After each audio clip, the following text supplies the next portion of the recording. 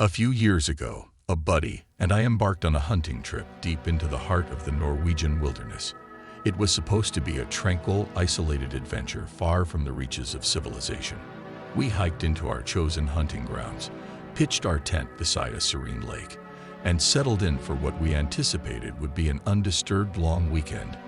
We held exclusive hunting rights to this remote area, so encountering other people was far from our expectations.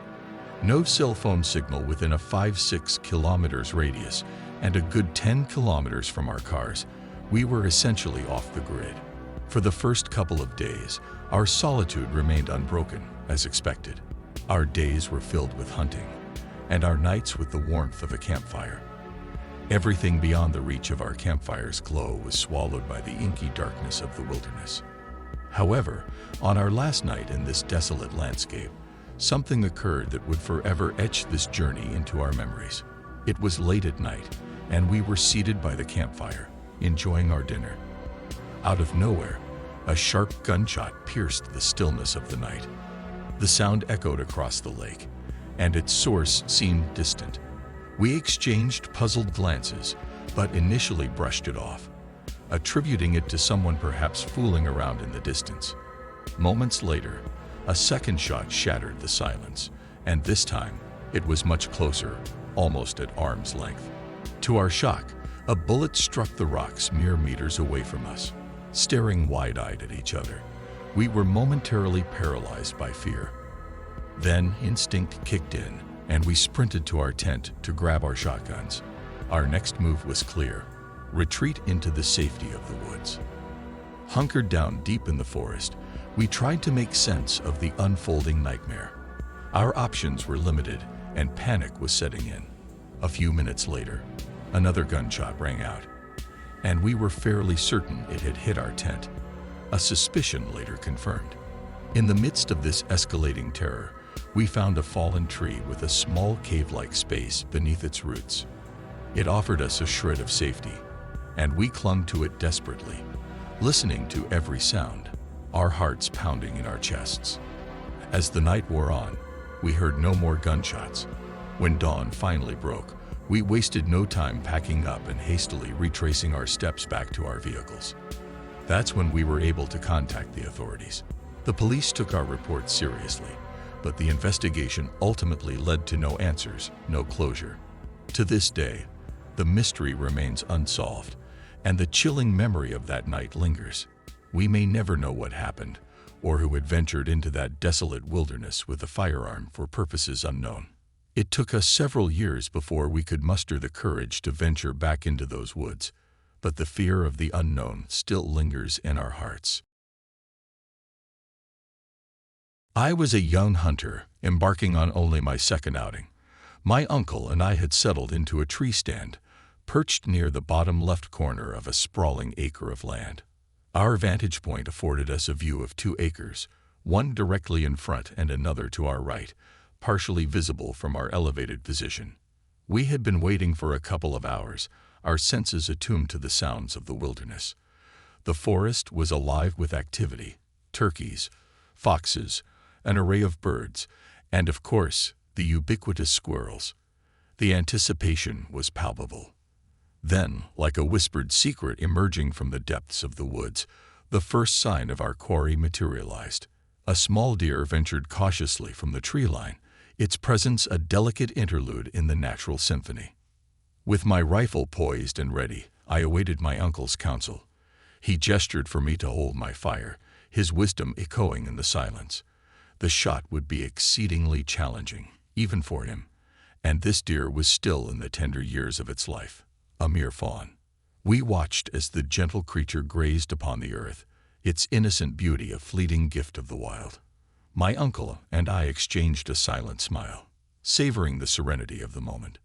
Suddenly, from the far end of the acre, a jolt of primal terror shattered the tranquil tableau. Out of the underbrush, a colossal bear burst forth with breathtaking ferocity, seizing the young deer in its unrelenting grip. In an instant, the fawn's existence was extinguished, and it was pulled into the brush, its fate sealed in less than 3 heartbeats. I stood in profound awe, my senses oscillating between shock, fear, and fascination. Even now, as I revisit this memory, I am compelled to utter, "What the hell?" The sheer unpredictability and brutality of nature had unfolded before me, leaving me shaken, mesmerized, and oddly exhilarated.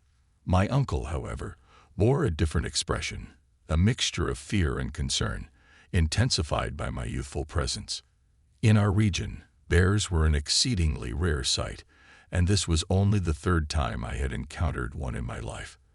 The fact that this colossal predator had been lurking, unseen and unheard, in our vicinity was a mind-boggling revelation. Some 30 minutes later, my uncle decided it was time for our departure. As we descended from the tree stand and began packing our gear into the truck's bed, I meandered around the vehicle, absorbing the refreshing touch of the sun on my face and the crispness of the cool air. My eyes were drawn, almost instinctively, to a specific spot in the tree line. It was as if my brain had detected something before my consciousness had processed it fully.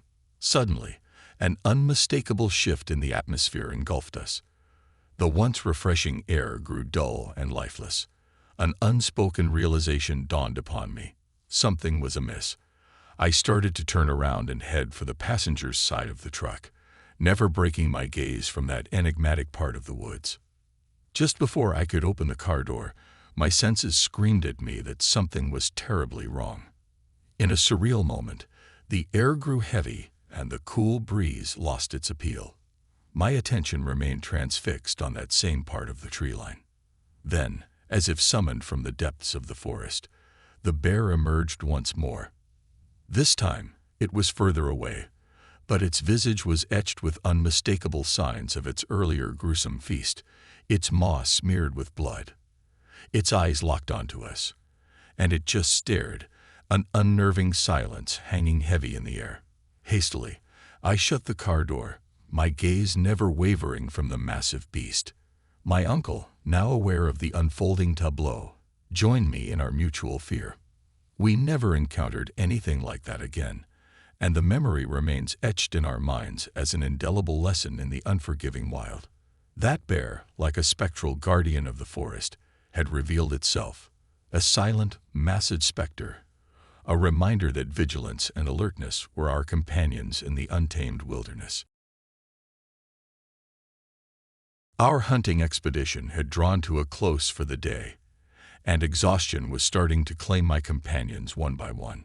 Our camp, nestled among a handful of small camps, was a remote haven tucked away from the state road, and it shared a border with the vast expanse of the state game land.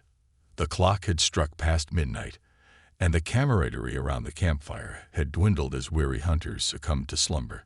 Throughout the evening, the eerie calls of coyotes had been a persistent backdrop, presumably in pursuit of their prey, likely deer, growing nearer and nearer. The sounds were unnerving enough on their own, but what happened next truly sent a shiver down our spines. The raucous coyote chorus abruptly ceased, plunging the surroundings into an eerie stillness. My friend and I were the last holdouts, sitting across from each other, the fire crackling between us. I was stationed with my back mere feet from the thick brush that marked the boundary of the woods. Despite the unsettling hush that had enveloped the area, we tried to maintain our high spirits. Laughter and hoots punctuated the eerie quietude, our way of pushing back the darkness that threatened to encroach upon our sense of security. But then it happened, a sound that jolted us to our very core. A loud, startling crack resounded directly behind me. Frozen in our tracks, my friend and I locked eyes, an unspoken understanding passing between us.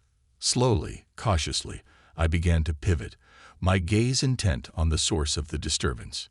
In an instant, an enigmatic, ghostly figure darted away from us, vanishing into the wilderness. Its coloration was a mysterious blend of gray and white, and it had appeared suddenly, as if from the depths of the shadows.